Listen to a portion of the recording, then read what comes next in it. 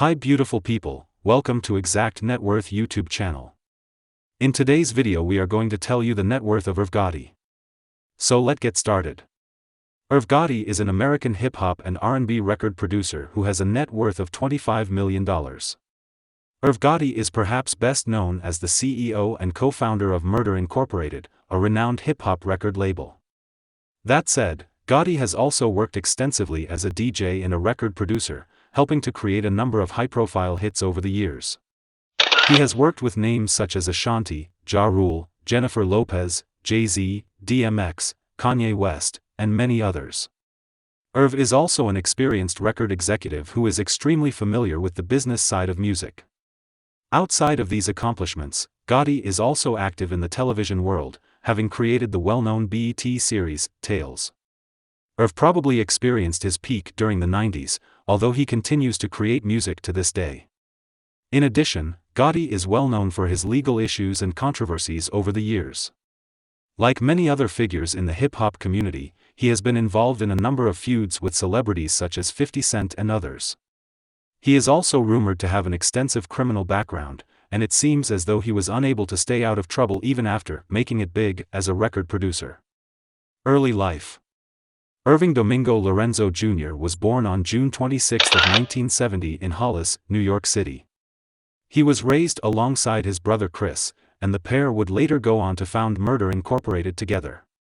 In total, Irving had 7 other siblings. His father was a cab driver, and the family struggled economically. Lorenzo Jr. was eventually convinced to start engaging in drug dealing to make money. Thankfully, this foray into crime was cut short by the authorities, who caught Irving soon after he first started selling crack and coke. Even though Lorenzo Jr. allegedly went straight after this point, he still remained friends with several gangsters in his neighborhood. Early career. Irv Gotti's neighborhood was a strong source of new talent for the growing hip-hop world in the early 90s. Gotti stepped up as a promising young producer, and he eventually released The Natural in 1995 along with Mike Geronimo. However, he truly broke through after helping to produce Jay-Z's debut album in 1996, Reasonable Doubt. The album put Irv Gotti on the map, and soon enough he was working with some very big names. It was Jay-Z who first suggested that Lorenzo Jr. change his stage name to Irv Gotti in honor of the notorious New York crime boss, John Gotti. During this period, Gotti also started working as a talent scout and an artist and repertoire rep for a number of record labels. With this experience, he managed to make considerable progress on his journey to becoming a successful record executive. He soon started working for Def Jam Records, despite admitting to Lyor Cohen that he planned to become him and destroy him. He almost immediately introduced Def Jam to up-and-coming rapper DMX, who soon became an absolute legend. Gotti also convinced Jay-Z to join Def Jam. Murder Inc. Now an established player in the hip-hop scene, Irv finally realized his goal of creating his own record label in 1999. Def Jam was fully supportive, becoming 50% partners in Murder Incorporated and giving Gotti a loan of $3 million to start his new venture. Murder Incorporated then became incredibly successful, releasing a number of top hits over the years.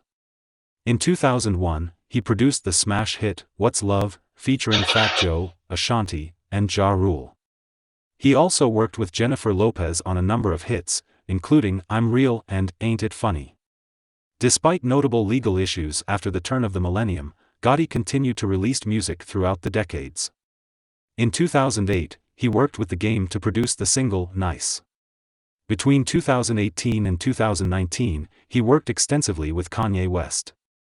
During its heyday, Murder Incorporated artists sold a combined total of 30 million records and generated an estimated $500 million in revenue. Catalog sale. In July 2022, Irv Gotti self-revealed over social media, then followed up in a series of interviews with music publications, that he had apparently struck a deal to sell the master recordings of Murder Incorporated to a music management firm called Iconoclast in a deal that could ultimately be worth $300 million. In follow-up messages, Irv explained that out of the $300 million, $100 million was being used to acquire the Murder Incorporated masters, of which he had a 50% stake. Universal Music Group, which owns Def Jam, the original partner, owned the other 50%. Of the $50 million that went to Irv, it's unclear whether he would receive all of that amount or if he would split it with his brother and co-founder, Chris Gotti. Either way, the deal came with a sweetener, a commitment from Iconoclast to invest $200 million over time in various film and television productions overseen by Irv Gotti.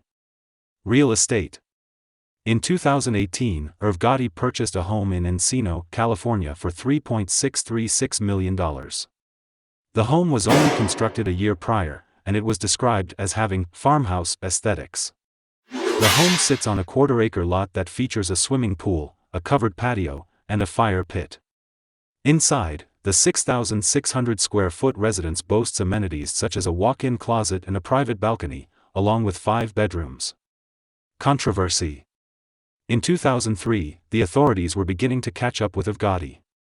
After an investigation, they raided the offices of Murder Incorporated and brought forth charges of money laundering. Authorities alleged that both Lorenzo Jr. and his brother had connections with established drug kingpins in New York, including Kenneth Supreme McGriff.